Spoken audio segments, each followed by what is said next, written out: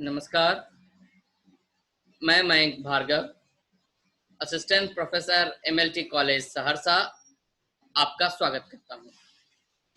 आज हम लोग रासो परंपरा के अंतर्गत छंद वैविध्य परक रासो काव्यों की चर्चा करेंगे, जो स्नातकोत्तर हिंदी सेमेस्टर 1 के CC4 का अंश है। इससे पूर्व के संवाद में हम लोग नृत्य गीत परक रासो काव्य की चर्चा कर चुके हैं और उसके अंतर्गत 14 काव्यों की चर्चा हुई थी। आज हम लोग छंद वैविध्य परक रासो काव्य की चर्चा करेंगे। माता प्रसाद गुप्त ने अपने अध्ययन में रासो काव्य को 2 भागों में विभाजित किया है, नृत्य गीत परक रासो काव्य और छंद वैविध्य परक रासो काव्य। छंद वैविध्य परक रासो काव्य में मुंज रास की चर्चा मिलती है। यद्यपि अपने पूर्ण रूप में यह रचना उपलब्ध नहीं हो पाई है, इसका उल्लेख मिलता है। संवत 1197 में हेमचंद्र ने सिद्धहैम में इसके 2 छंदों को उद्धृत किया है। इसलिए इस निष्कर्ष पर हम लोग पहुंचते हैं कि कम से कम यह उससे पहले की रचना है। क्योंकि हेमचंद्र ने उद्धृत किया और उसका काल 1197 संवत माना जाता है, तो निश्चित तौर पे मुंज रास उससे पहले की रचना होगी। प्रबंध चिंतामणि, पुरातन प्रबंध संग्रह आदि में भी मुंज रास प्रबंध नाम से इसका उल्लेख है। और जो छंद मिले हैं उससे जो इसकी कथा प्रतीत होती है कि इस रचना में कर्नाटक के राजा तैलप से मुंज हार जाते हैं और राजा तैलप उनको अपने बंदी गृह में बंदी बना लेते हैं। उस बंदी गृह में रहते हुए मुंज को तैलप की बहन मृणालवती से प्रेम हो जाता है और वह वहां से भागने की योजना बनाता है, परंतु प्रेम के कारण अपनी योजना को गुप्त न रखकर वह मृणालवती को बता देता है और मृणालवती इसकी सूचना अपने भाई यानी राजा तैलप को दे देती है और राज खुल जाता है। मुंजे को पुनः अपमानित होना पड़ता है, बंदी गृह में तो था ही, और उसको फिर बंदर की भांति सब जगह जगह उसको घुमाते हैं और फिर हाथी से कुचलवा कर उसको मार डालते हैं। इस कथा का चित्रण मुंज रास में किया गया है, यद्यपि जैसा कहा गया कि पूर्ण रूप में यह रचना उपलब्ध नहीं होती है। फिर इसके बाद एक बहुत महत्वपूर्ण रचना मिलती है, संदेश रासक, जिसके रचयिता हैं अब्दुल रहमान, अद्दहमाणा नाम से भी जिनको जानते हैं। बहुत महत्वपूर्ण रचना है, उसकी भूमिका भी अपने आप में बहुत महत्वपूर्ण है, जिसमें अब्दुल रहमान कहते हैं कि भाई बहुत बड़े बड़े कवि इससे पहले लिख चुके, बहुत अच्छी भाषा में लिख चुके, तो क्या मुझे लिखने का अधिकार नहीं है? किसी को बहुत सुस्वादु भोजन अगर कोई बनाता है तो किसी को क्या साधारण भोजन करने का अधिकार नहीं है? और इस तरह नाना प्रकार के तर्क देकर वो अपनी बात बहुत अच्छे से रखते हैं। और यह रचना भी अपने आप में बहुत बढ़िया रचना। पाठ्यक्रम में संदेश रासक को भी पढ़ना है, इसलिए विस्तार से उसकी चर्चा हम लोग करेंगे।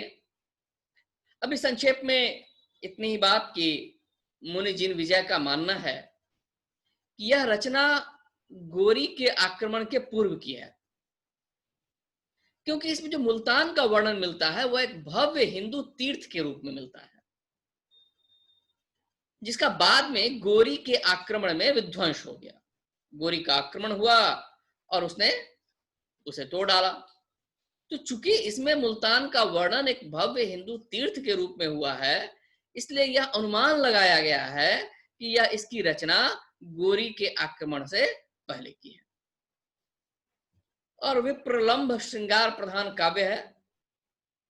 नायक कहीं बाहर प्रदेश गया हुआ है, नायिका विरह में है, एक यात्री उधर से जा रहा है, जाते देखती है नायिका, कहती है कि रुको रुको मेरा एक संवाद कह देना। वह बहुत जल्दी में है, कहता है जल्दी बताओ क्या कहना है, और यह अपनी व्यथा कहना शुरू करती है और इसी में पूरा विस्तार से अपने विरह का वर्णन उसमें होता है। और जब पूरी कहानी कह बैठती है, और यह मत समझिए कि जो बहुत जल्दी में था तो उसने बहुत जल्दी में अपनी बात कह दी, ऐसा नहीं है। कुल 223 छंदों में उसने अपनी बात बहुत विस्तार से रखी। वह तो एक युक्ति है कथा कहने की, और बहुत मार्मिक, बहुत प्रभावशाली विरहकालीन वर्णन है। काव्यत्व की दृष्टि से बिल्कुल खरा उतरता है, बहुत सुंदर रचना। और जब अपनी बात कह देती है नायिका, तो अंत में नायक का आगमन होता है, यानी नायक नायिका का मिलन हो जाता है, जैसा बिसल देवरासों में भी हमने देखा था। और बिसल देवरासों की चर्चा करते हुए यह भी चर्चा हुई थी कि भाई इसका प्रभाव परवर्ती काव्यों पर पड़ता है। दूसरी बात, यहां भी अंत में नायक नायिका का मिलन होता है। कुल 22 प्रकार के छंदों का प्रयोग किया गया है, और यह भी कोमल रासों के अंतर्गत आता है। और जैसे कि एक संवाद में चर्चा हुई थी कि हेमचंद्र ने गेय रूपकों को 3 भागों में बांटा है, 3 तरह के गेय रूपक बताए हैं। कोमल यानी मसृण, उद्धत और इन दोनों का से मिला हुआ मिश्र। कोमल, उद्धत और मिश्र। तो अपने विषय वस्तु के कारण संदेश रासक कोमल रासों के अंतर्गत आता है। और फिर इसके बाद पृथ्वीराज रासों की चर्चा आती है, जिसके प्रकरण में ये पूरी चर्चा चल रही है। क्योंकि पाठ्यक्रम में पृथ्वीराज रासों है, इसलिए हम लोग विस्तार से उसकी चर्चा करेंगे ही। चंद्रवरदाई की अद्भुत रचना पृथ्वीराज रासों, जिसमें वीर रस और श्रृंगार रस दोनों का सम्यक निरूपण किया गया है, और बहुत सारे छंदों का इसमें प्रयोग है। परंतु जितनी महत्वपूर्ण रचना है उतनी ही विवादग्रस्त रचना भी है। बल्कि रचना और रचनाकार दोनों के बारे में मत वैभिन्न है। इसका रचना काल कब है, मूल कथा वस्तु क्या है, प्रामाणिक है, अप्रामाणिक है, कितनी प्रामाणिक है, कितनी अप्रामाणिक है, इस पर विद्वानों में बहुत लंबी चर्चा हुई है, बहुत मत विभिन्नता मिलती है। 3 तरह के पाठ इसके मिले हैं, बृहत पाठ, लघु पाठ, अति लघु पाठ। कितना अंश प्रामाणिक है, कितना अंश प्रक्षिप्त है, बहुत विस्तार से इसकी चर्चा हुई है। पृथ्वीराज रासों की अलग से चर्चा करते हुए हम लोग थोड़ी बहुत उसकी चर्चा करेंगे। परंतु इन सारे विवादों के बावजूद यह कहना आवश्यक है कि पृथ्वीराज रासों बहुत महत्वपूर्ण रचना है, और विशेषकर हिंदी भाषा के लिहाज से पहला महाकाव्य यदि इसे कहें तो अतिशयोक्ति नहीं होगी। बहुत महत्वपूर्ण रचना, भाषा की दृष्टि से भी, साहित्य की दृष्टि से भी, लोकप्रियता भी से बहुत मिली, अपने विषय वस्तु के कारण भी, और विषय को कहने के लिहाज से भी चंद्रवरदाई ने अद्भुत ढंग से अपनी बात कही है। और इसके बाद जिस रचना का उल्लेख है मिलता है महत्वपूर्ण, वह है हम्मीर रासों। इस रचना का पूर्ण रूप भी अब तक प्राप्त नहीं हुआ है। कुछ ग्रंथों में कुछ छंदों के उद्धृत रूप मिले हैं, यानी कुछ ग्रंथों में इसको उद्धृत किया गया है, और ऐसा अनुमान है कि राजा हम्मीर देव के जीवन पर आधारित रचना है यह। और अनुमान किया जाता है कि 14वीं या 15वीं शताब्दी की यह रचना है। हम्मीर रासों नाम की एक दूसरी रचना जोधराम की है। यह दूसरी कृति है, ध्यान रखें, इसको परीक्षा के लिहाज से पूछ दिया जाता है। वह जो हम्मीर रासो है, कुछ लोग कहते हैं कि शारंगधर की लिखी हुई है। बाद में जो हम्मीर रासो जोधराम कृत है, उसका रचनाकाल 1785 विक्रम है। और एक तीसरी कृति भी मिली है हम्मीर रासो के नाम से, जिसके कवि है महेश। महेश कवि की रचना हम्मीर रासो। यानी 3 हम्मीर रासो का जिक्र मिलता है। और फिर उसके बाद बुद्धि रासो, चंद्रवरदाई के पुत्र माने जाते हैं जल्हण। पृथ्वीराज रासो में भी एक अंश मिलता है जिनमें उनका नाम आता है, पुस्तक जल्हण हथदय। पृथ्वीराज अपने पुत्र जल्हण को रचना का दायित्व देकर फिर वह नृपकाज के लिए आगे गए। यद्यपि कुछ लोग मानते हैं कि यह अंश प्रक्षिप्त है, क्योंकि पृथ्वीराज रासो की रचना में पृथ्वीराज और चंद्रवरदाई दोनों की मृत्यु का वर्णन है। तो यह कहा जाता कि भाई चंद्रवरदाई ने लिखा कैसे फिर इस चीज को, उस अंश को। तो शायद यह एक युक्ति भी मानी जाती है कि जल्हण को डाल दिया गया ताकि प्रामाणिकता सिद्ध हो। तो बहरहाल वह यहां अप्रासंगिक विषय है। तो उसी जल्हण की एक रचना मानी जाती है बुद्धि रासो। यह प्रेम प्रधान रचना है, जिसमें चंपावती नगरी के राजकुमार और जलज तरंगणी की प्रेम कथा है, और फिर उन लोगों का विरह होता है, फिर मिलन होता है, और इसका वर्णन बुद्धि रासो में है। कुल 140 छंद हैं। फिर एक महत्वपूर्ण रचना है परमाल रासो। परीक्षा की दृष्टि से यह भी महत्वपूर्ण रचना है। इसका जो रूप प्राप्त है वह पृथ्वीराज रासो के वृहद संस्करण में एक प्रक्षिप्त अब मान लिया गया है, उसको महोबा खंड के रूप में सम्मिलित था। तो पृथ्वीराज रासो का जो वृहद संस्करण है उसी में महोबा खंड के रूप में यह रचना भी थी। डॉक्टर श्याम सुंदर दास ने इसको अलग किया और कहा कि नहीं, यह एक स्वतंत्र रचना है, और इसके रचयिता, रचनाकाल, मूल रूप आदि के बारे में अनिश्चय है। फिर एक रचना है विजयपाल रासो, जिसकी रचयिता है नल सिंह भट्ट। अनुमान किया जाता है कि इसका रचनाकाल 1607 विक्रम है। इसमें राजा विजयपाल की दिग्विजय का काव्यमय वर्णन किया गया है, और इस कथा में वीर रस की प्रधानता भी है। इसका पूर्ण रूप प्राप्त नहीं हुआ है, केवल 42 छंद मिले हैं। इसके बाद एक महत्वपूर्ण रचना है खुमान रासो, जिसके रचनाकार है दलपति विजय। अनुमानित रचनाकाल है इसका 17वीं शताब्दी। इसमें मेवाड़ के खुमान या सूर्य वंश की श्रेष्ठता का वर्णन किया गया है। इन प्रमुख ग्रंथों के अतिरिक्त भी कुछ ग्रंथ मिलते हैं, जैसे राव जैतसी रो रासो,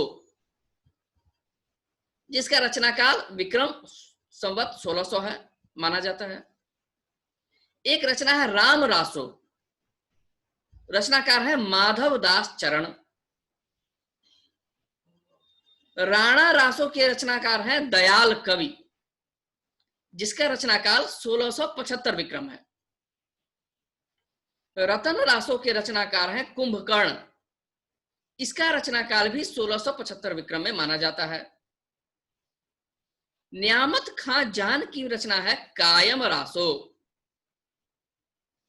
इसके अलावा 1710 विक्रम संवत में छत्रसाल रासो की रचना हुई थी, जिसके रचनाकार हैं राव डूंगरसी।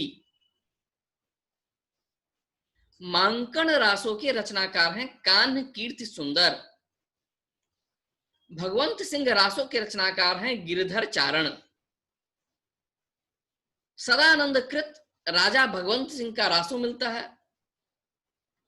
1834 विक्रम संवत में गुलाब कवि की रचना करहैया कौरास। शिवनाथ की रचना है रास भैया बहादुर सिंह। शिवनाथ की एक दूसरी रचना मिलती है रायसा। 1865 विक्रम संवत में एक रचना मिलती है कलिजुग रासो अली रसिक गोविंद की। इन कृतियों को जब हम देखते हैं तो छंद वैविध्य परक रासों में जो कृतियां मिली उनमें अधिकांश आदिकाल की सीमा के अंतर्गत नहीं आती है। बाद में जो अध्ययन हुआ उसके आधार पर यह माना गया कि इनमें से अधिकतर का रचनाकाल 14वीं शताब्दी के बाद का है। यद्यपि जो रचना का जो समय अभी बढ़ता है गया उस पर भी कुछ विद्वानों ने अपना मत व्यक्त किया है, परंतु परवर्ती विद्वानों ने कहा कि नहीं, अधिकांश रचनाकाल बाद का है, ये आदिकाल की सीमा के अंतर्गत नहीं आती। और जो रचनाएं इसके अंतर्गत आती हैं, जैसे पृथ्वीराज रासो को एकदम हम मानते हैं कि नहीं कम से कम पूरा बृहद संस्करण नहीं सही, कुछ रूप में तो प्रामाणिक रचना है, वह आदिकाल की ही रचना है, लेकिन उसका कितना अंश प्रामाणिक है यह संदेहास्पद है। कुछ विद्वानों ने तो उसको बिल्कुल जारी करार दिया, तो उसकी उनकी प्रामाणिकता पर संदेह व्यक्त किया जाता है। तो इस प्रकार जो रचनाएं मिली हैं रासो काव्य धारा में, और चाहे वह नृत्य गीत परक रासो हो या छंद वैविध्य परक रासो हो, जितनी रचनाएं मिली हैं इनके आधार पर रासो काव्य धारा की कुछ विशिष्टताओं की चर्चा की जा सकती है, जिसमें सबसे पहले हम लोग मानते हैं कि रास और रासो नाम में कोई अंतर नहीं है। दोनों नाम एक ही अर्थ में और कभी कभी तो साथ साथ एक ही रचना में प्रयुक्त हुए हैं। पहले यह माना जाता था कि रास कोमल भावनाओं का परिचायक है और रासो युद्ध आदि संबंधी कठोर भावों का, पर इस धारणा को बाद में निराधार मान लिया गया और अब यह माना जाता है कि कई प्रकार के विषय रासों के आधार बने हैं। ऐसा नहीं कि रासों में केवल युद्ध का ही वर्णन होता था और रास में कोमल भावनाओं का। रास और रासों में कोई अंतर नहीं है। रासों के अंतर्गत ही प्रबंध काव्य की दो विभिन्न परंपराएं आती हैं, गीत नृत्य परक और छंद वैविध्य परक। पहली का उद्भव यानी गीत नृत्य परक धारा का उद्भव संभवतः नाट्य रासकों से हुआ और छंद वैविध्य परक रासों का उद्भव रासक या रासाबंध से। और ये दोनों परंपराएं बिल्कुल अलग हैं, दोनों को मिलाया नहीं जा सकता। और जब इन दोनों की चर्चा हम लोग कर रहे थे तो हमारे विद्यार्थी मित्रों ने ध्यान दिया होगा कि गीत नृत्य परंपरा की रचनाएं आकार में प्रायः छोटी हैं। 35 छंद की भी रचना मिली, कई छोटी छोटी रचनाएं वहां हमको मिलती हैं, क्योंकि उनको स्मरण रखना पड़ता था। छंद वैविध्य परंपरा में रचनाएं छोटी बड़ी सभी आकारों की है। गीत नृत्य परंपरा का प्रचार जैन धर्मावलंबियों में अधिक रहा है और दूसरी परंपरा छंद वैविध्य परंपरा है, इसका प्रचार जैनेतर समाज में ज्यादा रहा। जैन रचनाओं की भाषा बहुत पीछे तक, बहुत बाद तक अपभ्रंश बहुला बनी रही, जबकि दूसरी रचनाओं की भाषा आधुनिक बोलचाल की भाषा हो गई थी। गीत नृत्य परक रासो रचनाएं प्रायः पश्चिमी राजस्थान और गुजरात में लिखी गई, जबकि छंद वैविध्य परक रासों की रचना संपूर्ण हिंदी प्रदेश में हुई। यह बहुत महत्वपूर्ण बिंदु है कि गीत नृत्य परक रासो रचनाएं ज्यादातर पश्चिमी राजस्थान और गुजरात में लिखी गई, लेकिन छंद वैविध्य परक रासो की रचना संपूर्ण हिंदी प्रदेश में हुई। काव्य का जहां तक दृष्टिकोण है, काव्य के दृष्टिकोण से अगर हम चर्चा करते हैं तो काव्य का दृष्टिकोण छंद वैविध्य परंपरा में प्रधान है, गीत नृत्य परंपरा में नहीं। शुद्ध साहित्य की दृष्टि से छंद वैविध्य परंपरा में जो रचनाएं मिलती हैं वो पहली परंपरा में मिलने वाली रचनाओं की अपेक्षा ज्यादा महत्वपूर्ण है। इस प्रकार रासो परंपरा पर हमने थोड़ी संक्षिप्त चर्चा यहां की। पहले संवाद में गीत नृत्य परक रासो परंपरा से परिचित हुए, दूसरे परंपरा में छंद वैविध्य परक रचनाओं से हमारा परिचय हुआ, और फिर उसकी विशिष्टताओं से के संबंध में हमने थोड़ी चर्चा की। आशा है हमारे विद्यार्थी मित्र इससे लाभान्वित हुए होंगे, रासो काव्य से उनका परिचय उपस्थापित हुआ होगा, और इसके बाद हम लोग पृथ्वीराज रासो की विस्तार से चर्चा करेंगे। आपके सहयोग के लिए, साथ बने रहने के लिए बहुत बहुत धन्यवाद, आभार, नमस्कार।